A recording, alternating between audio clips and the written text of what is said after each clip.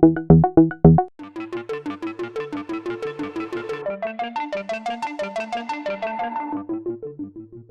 question of code is absolutely crucial. I mean, everything, the account of, coding, overcoding, and decoding is the key to the kind of, the relation between the three sociuses.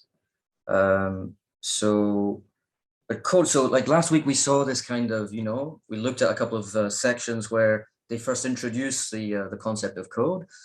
The problem is that they talk about these idea of signs as inscribed in these. There are these chains of signs, okay, but these chains of signs are not yet linguistic. Okay? These are not linguistic signs. Okay, why not? Because they are not signs in the sense that they're talking about here are ubiquitous in nature. They're distributed. They're operative throughout nature. I mean, like, for instance, so Dan Smith in his paper says that, the paradigm for Deleuze and Guattari is something like DNA, DNA, genetic code. But the problem is that, okay, here, that's a biological paradigm. Exactly what DNA is, you need to be a biologist to really understand the kind of, the relationship between DNA and RNA and, the machinery of, of genetic inscription and genetic transmission. You distinguish one sign from another. Okay, so they say that a code is made up of signs that are not kind of connected to one another by relations of resemblance or similarity or causal consequence. They are completely disconnected from one another. There's no kind of intrinsic relation between them. Anything can function as an element of code for something, for some other kind of feature of reality. And that's the first problem, is that because it's one thing, philosophers have distinguished between, let's say, natural signs and linguistic signs, or between what's what Grice, the philosopher of language, Grice called natural meaning and non-natural meaning. And linguistic meaning is non-natural because the relationship between assertions, the key difference is that natural signs are causally related. So for instance, if you say smoke is a sign of fire, the sense in which smoke is a sign of fire is because fire, combustion, generally causes smoke. Okay, it's not a kind of an infallible relation, but there's a correlation. Okay, there's a correlation between cause and effect, and those kinds of correlation are ubiquitous in nature. Okay,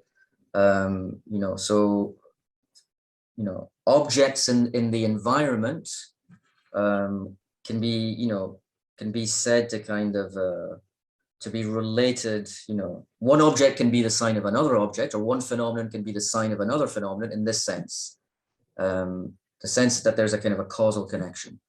But then, okay, so think about it, like, so what's smoke does not resemble fire, but obviously physics tells you why, what the connection is. Physics explains the kind of the connection between those two things.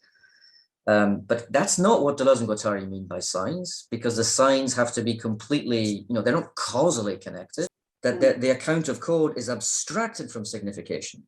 In a way, the kind of the concept of code that they use, as in this philosophical, this philosophical kind of development they're proposing, is it functions conceptually, but given that it's not it's not the physical, it's not a kind of a natural scientific conception of code. Physical information, biological information is encoded and decoding in strictly, the ways, the processes of encoding and decoding of information are materially.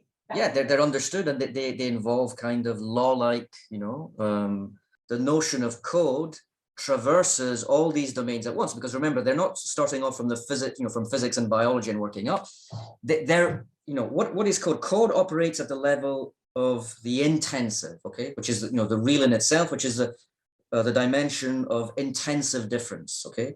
And they seem to be saying that intensive differences are constituted by these flows and cuts, okay?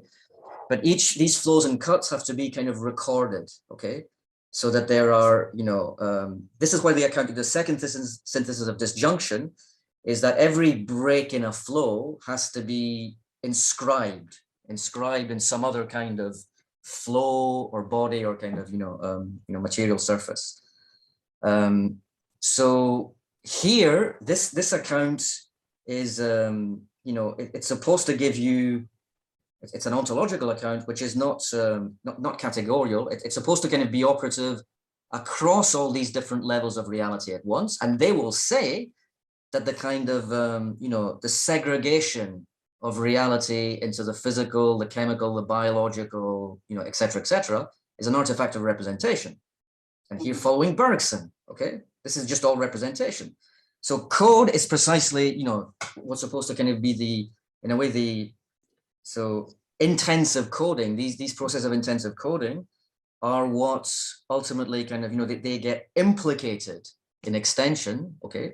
And then they give rise to kind of, to representation. But the problem is that this idea of code, it's not, so for instance, if you use DNA, it's not DNA, okay? That's a very weak metaphor for Deleuze and Guattari's concept of code, because DNA, the structure of DNA is, functions at a kind of a single level of reality, okay? It's kind of biological. That's not what they mean by code.